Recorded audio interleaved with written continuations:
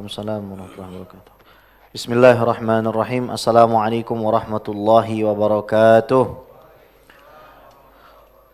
Alhamdulillah wassalatu wassalamu ala sayyidina Rasulillah sayyidina wa maulana Muhammad sallallahu alaihi wasallam ibni Abdullah wa ala alihi wa sahbihi wa mawalah wa la hawla wa la quwwata illa billah ma ba'd. Teman-teman BPJS, tenaga kerja yang terhormat, Ustaz Nu'man, insyaallah semuanya selalu dalam keadaan sehat walafiat, panjang umur, berkah rezeki, diangkat semua kesulitan, dimudahkan semua urusan, dan kita semua wafatnya husnul khatimah. Amin Allahumma amin. Kita akan melanjutkan pembahasan kitabnya Habib Zain Al-Ajwibah Al-Ghaliyah. 2 pekan yang lalu kita sudah membicarakan apa hak Allah yang wajib dipenuhi oleh seorang hamba. Haknya Allah, kita sebagai hamba menyembah Allah dan tidak menyekutukan Allah dengan apapun. Kita masuk ke dalam pertanyaan selanjutnya, ma hiya sifatul ma'bud bihaq? Kalau memang kita wajib menyembah Allah, sifat yang kita sembah ini apa? Begitu. Allah itu kan Tuhan yang wajib disembah. Otomatis ada karakternya. Ini bedanya agama kita sama agama lain. Jadi kita bukan diperintahkan nih beriman mentah-mentah gitu, enggak.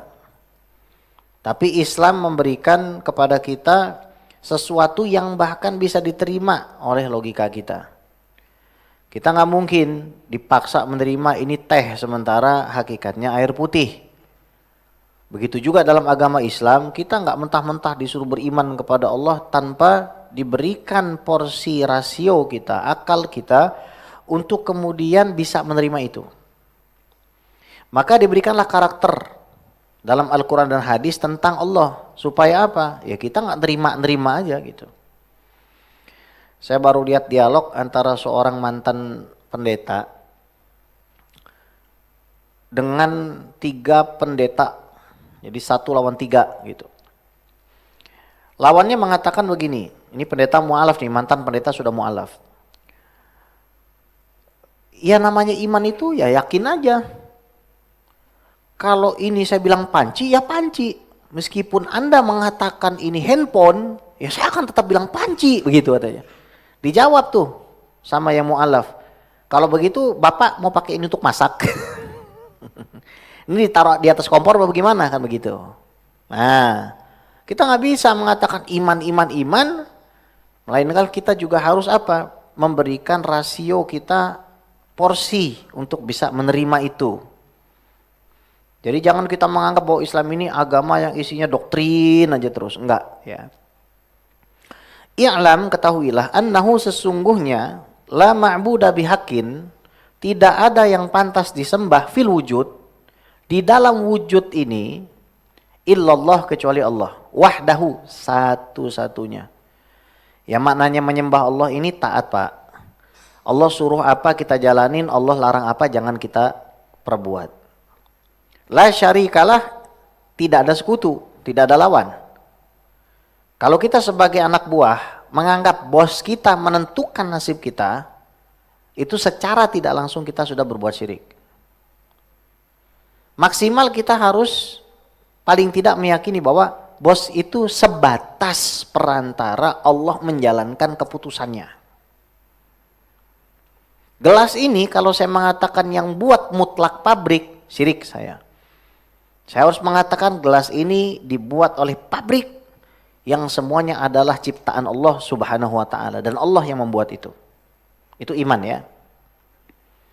Baik, buruk, itu Allah yang buat.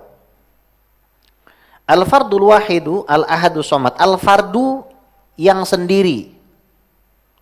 Al-wahid satu, al-ahad yang tidak terbagi-bagi. Maknanya Tuhan ini bukan macam robot dirakit, ada bagian-bagiannya. Maknanya Allah Subhanahu wa ta'ala ini tidak tersusun, beda sama kita. Saya ada kepala, ada tangan, ada kaki. Itu namanya tersusun. Sesuatu yang tersusun tuh nggak boleh jadi Tuhan. Al-fardu yang sendirian, sendirian karena kuat, bukan kesepian sama jomblo. Itu bedanya kita. Kemudian al-wahid ya satu, Nggak dua, nggak tiga, nggak seperempat, ya satu gitu. Al-Ahad yang tidak terbagi-bagi. As-Somad tempat bergantung, bukan bergantung. Al-Malikul Qadirul Hayyul Qayyum, raja yang berkuasa, punya kemampuan. Al-Hayyu, hidup. Al-Qayyum yang menanggung. Siapa yang nanggung rezeki kita? Allah, ya. Meskipun proses ada orang zalim, ada orang yang dizolimi, iya. Tapi Allah Subhanahu wa taala yang mengatur semuanya. Apa yang tidak didapatkan oleh mazlum di dunia, orang yang dizolimi di dunia, akan diganti oleh Allah dengan berlipat-lipat di akhirat. Begini, kalau kita dikecewain di dunia, dikurangin, disakitin, dizolimin dan lain sebagainya, nggak usah khawatir, gitu aja. Dunia ini nggak berhenti di sini doang, nanti ada kehidupan di akhirat. Jadi nggak usah kita khawatir.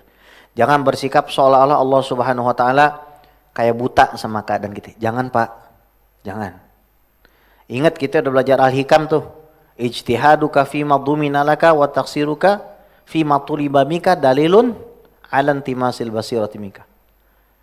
Upayamu yang ngoyo, yang ngebet, yang mati-matian terhadap sesuatu yang sebenarnya udah dijamin. Kerja mulu, jamaah sholat nggak mau. Kerja mulu, baca sholawat lupa. Kerja mulu, sampai tipes kerja. Padahal udah dijamin sama Allah SWT. Akhirnya sama istri berantem, akurnya sama istri tetangga. Bagaimana itu? Sementara apa yang Allah tuntut dari kita nggak kita penuhin. Baik sama istri, baik sama anak, terus juga baik sama tetangga, sama teman kantor, baik, sholat, ngaji, nggak kita penuhin. Itu tanda kalau hati kita tertutup. Udah, kalau udah tahu begitu ya sudah, tenang hidupnya, tenang. Punya keinginan boleh nggak? Monggo. Punya kemauan? Silakan. Tapi ingat, jangan sampai iman kita diporak-porandakan dengan iming-iming keinginan yang sebenarnya juga udah Allah jamin. Al-Azali, Al-Qadim, Ad-Daim, Al-Abadi. Yang eksis tanpa didahului apapun, yang ada tanpa segala sesuatu apapun, yang kekal abadi.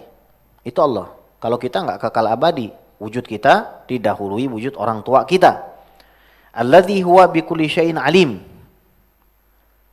Yang mana dia, Allah, tahu terhadap segala sesuatu yang Bapak mau, yang Bapak butuhkan. Rasa sedih kita kenapa, Allah tahu. Udah, tenang aja. Nggak akan kemana-mana. Ya.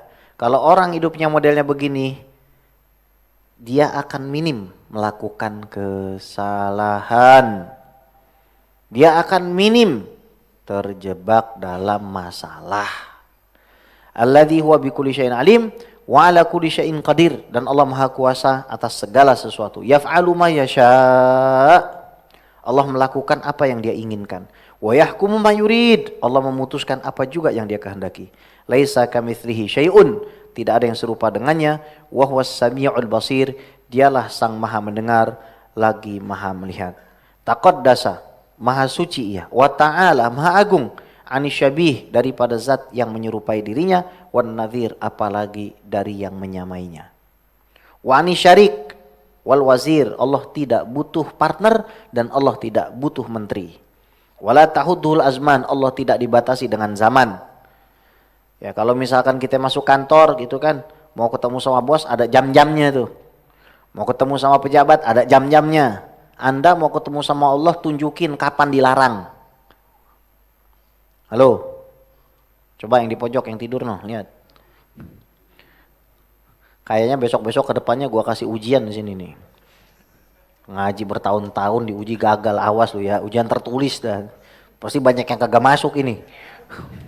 Bahaya banget. Ya. Coba.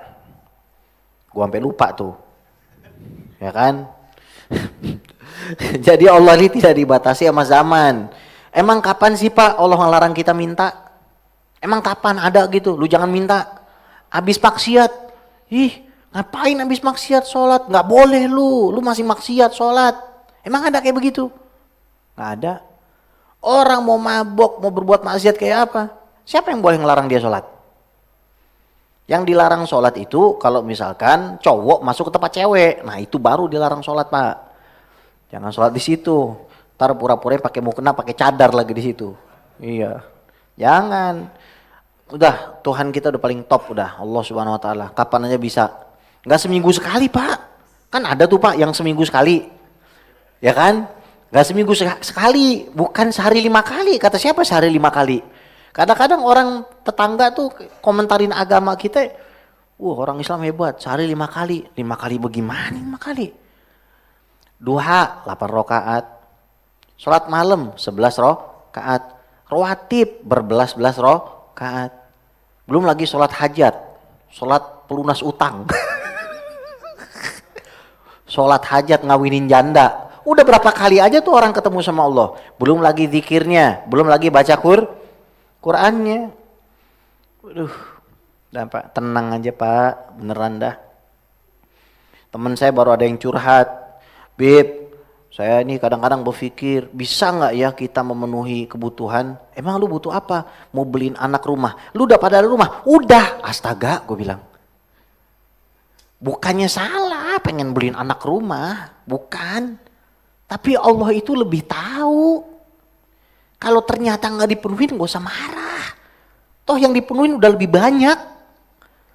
Iya udah gitu. Gak usah ngarep-ngarep. Nanti jadi triliuner. SCBD gue beli. udah. Tenang aja udah hidup. Jalanin aja. Orang resesi ekonomi pada ketar-ketir. Ya mekanisme ada zalim, ada mazlum. Emang iya ada yang zalim, ada yang dizolimin. Tapi udah serahin aja sama Allah mah. Begitu mah udah gitu. Jalanin aja.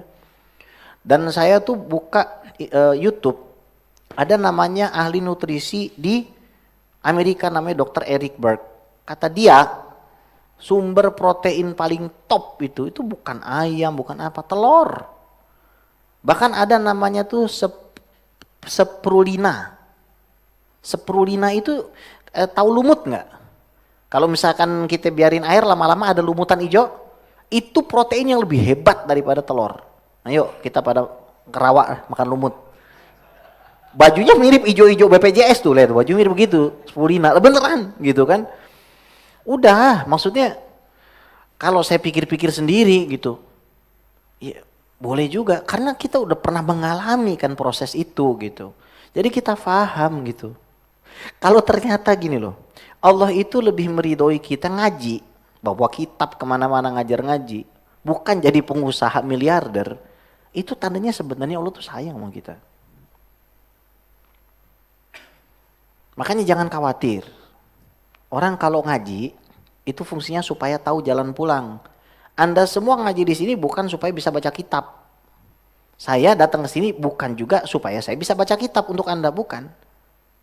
Tapi supaya sama-sama kita tahu jalan kita pulang kemana. Kemana coba? Ke Bekasi, Bib. Iya bagus, harus tahu jalan pulang. Bayangin orang pergi nggak tahu jalan pulang, itu ibarat apa? Orang kerja mulu tapi nggak mau ngaji. Nanti ente liatin deh, anak bukan nakut-nakutin yang nggak ngaji. Ini kan jamaah 4 baris, di sini cuma setengah baris doang yang hadir, parah banget ya. Gua heran. Emang kadang-kadang nggak butuh dalil, butuh hidayah.